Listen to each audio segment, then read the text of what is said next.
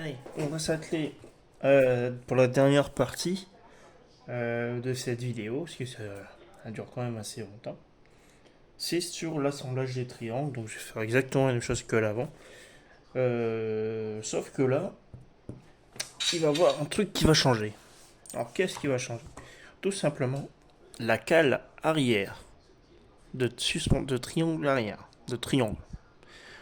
Donc voilà, en fait c'est la cale qui vient juste derrière ici, la cale de passement, que je vais changer.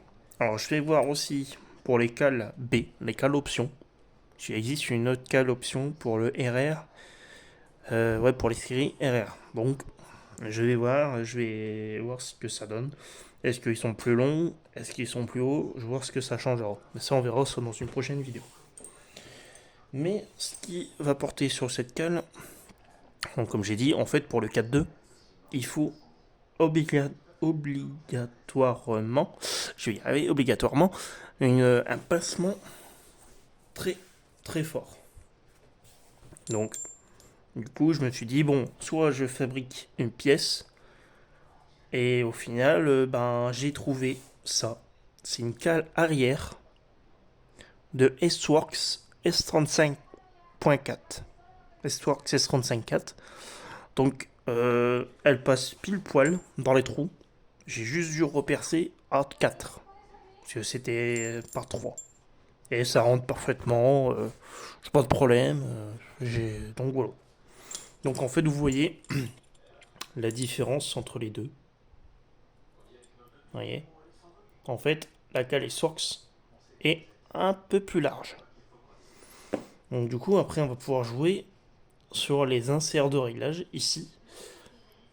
Donc là, je suis au neutre. Donc je vais voir après derrière s'il faut que je réduis ou que je rallonge. Et ça sera bien sûr des essais. Là, pour l'instant, je suis sur la cale neutre. Pour ce qui est de la cale d'anti-cabrage, d'anti-plongée, donc les inserts, moi je suis basé sur les inserts 2 degrés, qui est un peu bas. Donc quasiment neutre en fait. Mais ça c'est en fonction des pistes. Bon, ça c'était le réglage de base que j'avais sur le RR. Donc là je suis en train d'installer. Et en fait, vous allez voir ce qui se passe. En fait, ça va faire ça. Au lieu d'être comme ça un peu légèrement. Hop. Donc je place comme je vais faire à l'avant les cales avant, vu qu'on peut pas maintenir la cale sur la cellule. Donc ça force un peu, c'est pas grave. Faut pas avoir peur que ça force.